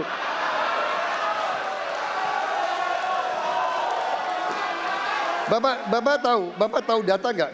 Bapak tanya ke Kapolda, tahun ini berapa orang hilang di DKI? Tahun ini, ya, ada mayat yang diketemukan baru beberapa hari yang lalu dan sebagainya. Come on, Mas Ganjar. Ya, jadi saya tadi katakan, saya merasa bahwa saya yang sangat keras membela hak asasi manusia. Nyatanya orang-orang yang dulu ditahan, tapol-tapol, yang katanya saya culik, sekarang ada di pihak saya membela saya, saudara sekalian.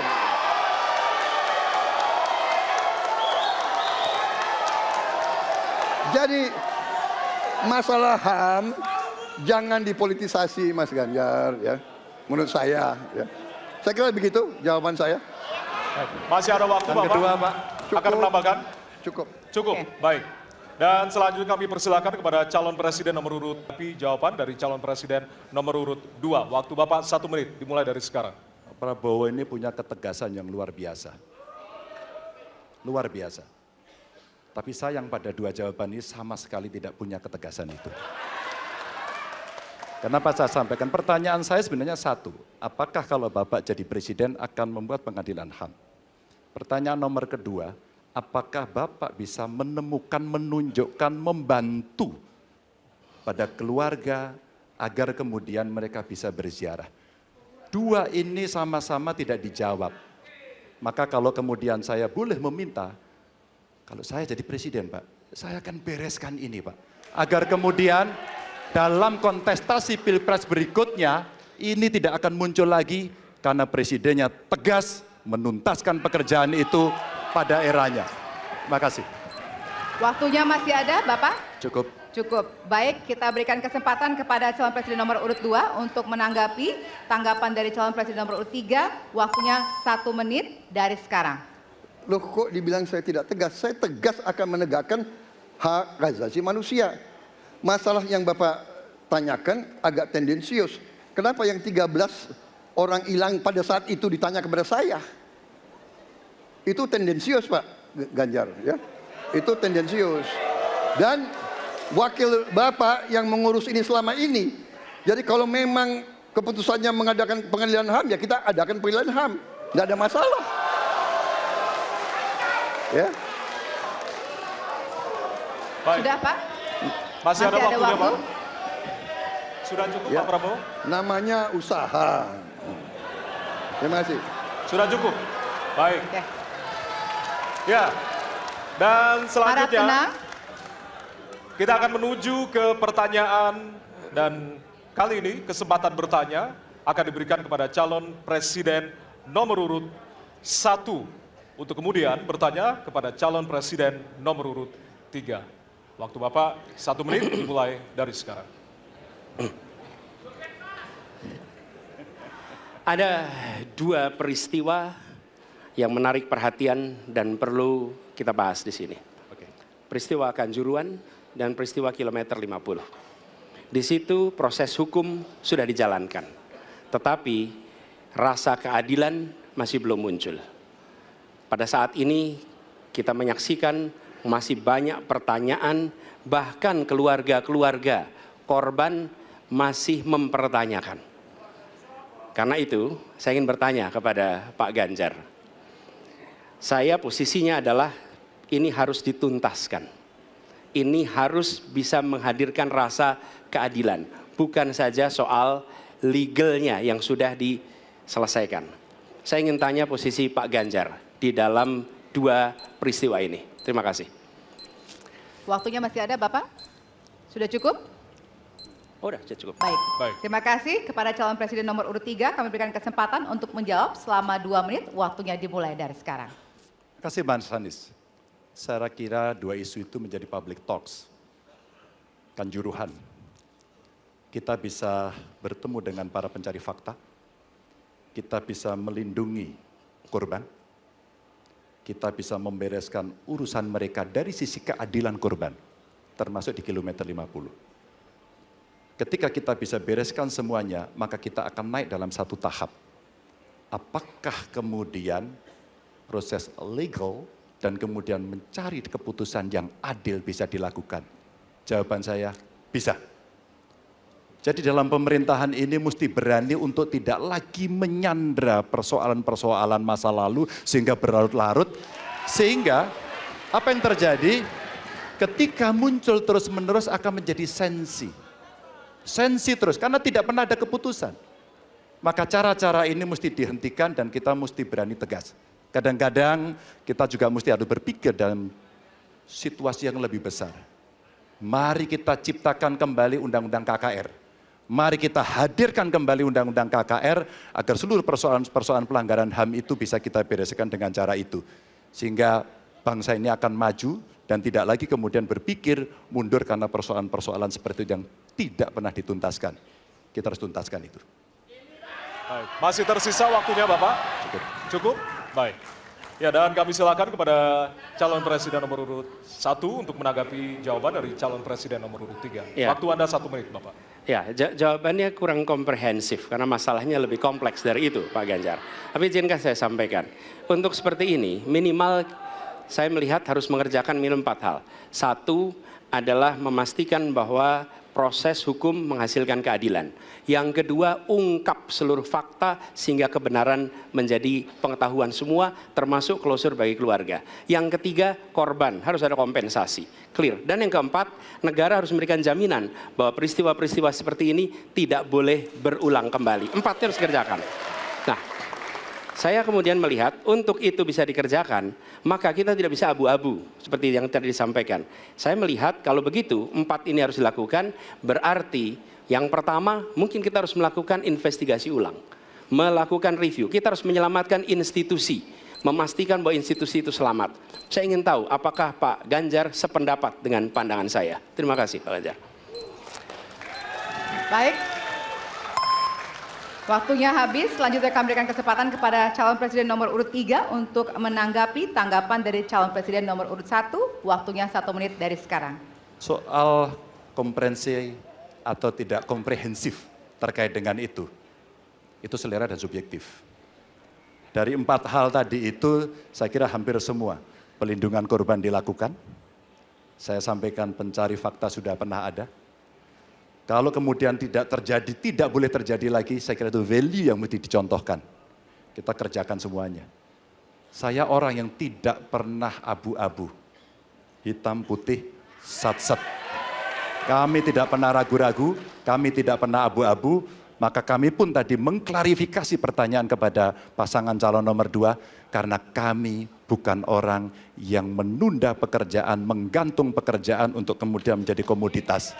Saya selesaikan itu. Masih ada waktunya Bapak? Akan Cukup. ditambahkan? Baik. Ya, dan kita berikan apresiasi kepada 3 calon presiden yang tadi sudah berdebat dan saling bertanya di kesempatan malam hari ini, Pak. Ya, selanjutnya kami persilakan kepada Bapak-Bapak untuk kembali ke tempat duduk. Kami persilakan Bapak untuk kembali ke tempat duduk semula. Hadirin, harap tenang, kita akan masih lanjutkan acara. Hadirin harap tenang. Ya. Hadirin harap tenang. Baik, segmen selanjutnya kita akan mendengarkan pernyataan pamungkas dari masing-masing calon presiden. Untuk itu tetaplah bersama kami di debat pertama calon presiden 2024.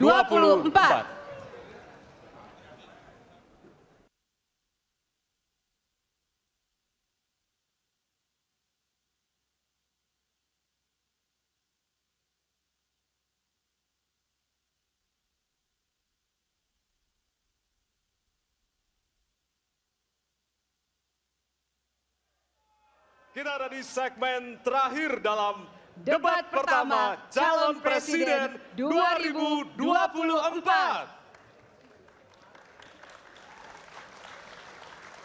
Ya, di segmen sebelumnya kita sudah menyaksikan para calon presiden saling berdebat dan juga beradu argumentasi. Ya, pada segmen terakhir ini kita akan menyimak pernyataan pamungkas dari masing-masing calon presiden. Kami mohon para calon presiden untuk maju ke panggung menyampaikan pesan penutupnya. Baik, kami persilakan kepada Bapak-Bapak calon presiden untuk kemudian merapat menuju ke panggung utama.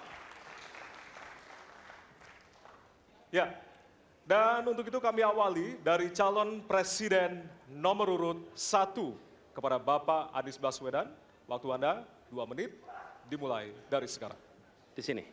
Silakan, Bapak. Saya rasa kita sama, rakyat Indonesia, saya, kita semua. Bahwa kita menginginkan sebuah negeri di mana praktek korupsi diberantas hingga tuntas.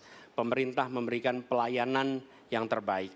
Dan kemudian kita menjunjung tinggi etika. Kita sama di situ. Karenanya saya ingin sampaikan kepada semua bahwa saat ini kita di persimpangan jalan.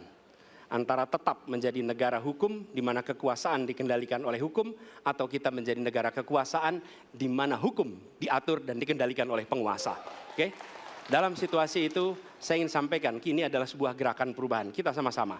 Kita ingin mengembalikan tetap menjadi negara hukum di mana kekuasaan dikendalikan. Dan saya ingin sampaikan bahwa etika dijunjung tinggi. Ketika terjadi pelanggaran etika, jangan bersembunyi di balik keputusan hukum. Justru kita harus mengatakan bahwa tugas dari pimpinan tertinggi memberi contoh. Bila ada pelanggaran etika, maka itu adalah mendasar. Bila tidak, maka ke bawah, ke seluruh rakyat, semua akan kompromi. Dan praktek orang dalam yang tadi saya sampaikan akan merusak sendi-sendi kehidupan bernegara kita. Rusak kita. Karena itulah penting sekali kita menjunjung tinggi etika. Dan itu dilakukan oleh siapa? Dari mulai calon presiden sudah diuji. Apa dia kompromi atau tidak pada etika. Okay? Lalu bagi anak-anak muda. Anak-anak muda kita semua menyadari pemilu ini tentang masa depan. Anda pemilik masa depan. Saya yakin Anda akan memilih yang serius untuk jadi presiden. Bukan yang main-main untuk jadi presiden. Dan ketika kita berbicara tentang masa depan, maka saya ingin sampaikan kepada semua. Kebebasan berpendapat akan dijamin. Kita tidak mengizinkan lagi situasi di mana orang takut. Maka itu saya sampaikan, Wakanda no more, Indonesia forever. Baik, waktu Anda habis, Bapak. Baik, selanjutnya kami persilakan calon presiden nomor urut 2, Bapak Prabowo Subianto untuk menyampaikan pernyataan penutup. Waktu Anda 2 menit dimulai dari sekarang. Terima kasih, saudara-saudara sekalian. Kita harus selalu ingat bahwa kemerdekaan ini didapatkan melalui proses yang sangat panjang, perjuangan yang sangat panjang, berganti-ganti negara-negara lain datang menindas kita, merampas kita, dan ini adalah hukum sejarah manusia. Yang kuat akan menindas yang lemah. Kita bersyukur kita sudah bangun suatu negara yang memiliki demokrasi dengan segala kekurangannya. Kita bersyukur semua pemimpin telah membantu menambahkan kemajuan kita. Kita ingin lebih maju, kita ingin lebih baik, kita ingin lebih adil, kita ingin hilangkan kemiskinan, dan kita ingin hilangkan korupsi. Kita negara yang sangat kaya, kekayaan kita luar biasa. Kami, Prabowo Gibran, Koalisi Indonesia Maju, siap melanjutkan fondasi yang sudah dibangun oleh pendahulu-pendahulu kita. Kita yakin Indonesia akan melompat menjadi negara hebat, negara maju, negara makmur, negara adil. Hanya dengan demikian, tetapi syaratnya kita harus rukun, kita harus bersatu, kita tidak boleh menghasut, memecah belah. Kita tidak boleh untuk kepentingan sesaat, untuk kepentingan jangka pendek, untuk kepentingan diri kita, kelompok kita, kita tidak boleh mengorbankan persatuan, kesatuan, kerukunan bangsa Indonesia.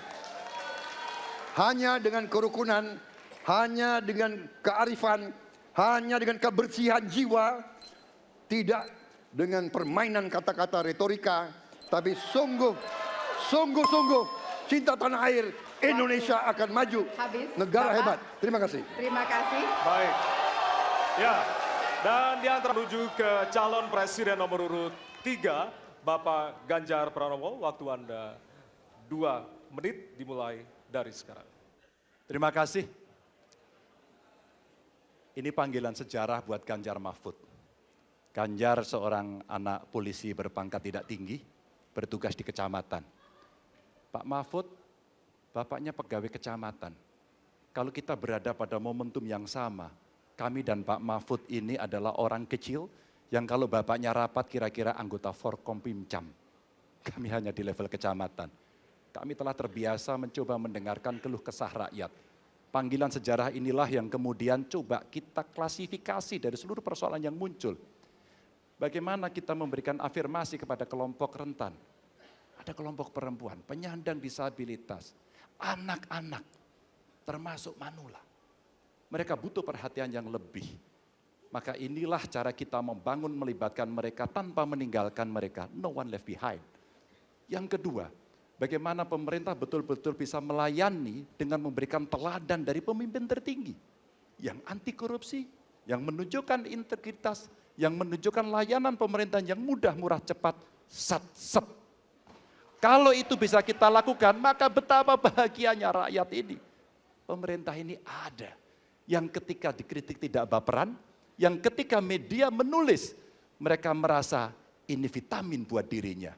Bukan sedang merongrong, apalagi kemudian merasa terancam. Maka kalaulah kemudian demokratisasi ini bisa kita laksanakan dengan baik, sesuai dengan amanah reformasi, gak ada lagi cerita Bu Sinta, gak ada cerita Mas Butet, gak ada cerita Melki, tidak ada itu. Karena dewasa kita dalam berdemokrasi, maka dalam penghormatan terhadap HAM, mari kita konsisten antara pikiran, perkataan, dan perbuatan. Dan saya berdiri bersama korban untuk keadilan. Terima kasih. Mohon maaf kalau ada kata-kata saya yang kurang. Baik, waktunya Bapak. habis, Ya. pas sekali. Baik, hadirin, kita berikan tepukan yang paling meriah untuk para calon pemimpin Indonesia. Ya, kita sama-sama menjadi saksi dari ketiga calon presiden yang tentunya beradu ide, gagasan, dan juga program-program. Tentunya inilah akhir dari debat pertama Capres 2024. Masih akan ada 4 debat lagi yang akan diselenggarakan oleh Komisi Pemilihan Umum Republik Indonesia. Dan semoga debat pertama ini mampu menjadi referensi Anda untuk memantapkan pilihan Anda pada 14 Februari 2024. Ya, tentunya kami mengimbau jangan sia-siakan hak pilih Anda pada 14 Februari 2024. Ya. Suara Anda sangat berharga untuk menentukan masa depan Indonesia. Akhirnya, saya Valerina Daniel. Ya, dan saya Ardianto Wijaya. Selamat malam dan Sampai jumpa. Terima kasih banyak. Terima Pak kasih, Prabowo. Pak Terima kasih Anies. banyak Pak Ganjar. Terima kasih, Pak Prabowo. Terima kasih Pak Anies. Terima Kita kasih, selfie dulu Pak Bapak. Ganjar. Baik, Ya. mohon izin kita selfie dulu Kita Bapak. foto dulu Bapak Bareng-bareng kalau boleh. foto dulu Pak. Baik, Pak, Prabowo. kita foto dulu untuk dokumen.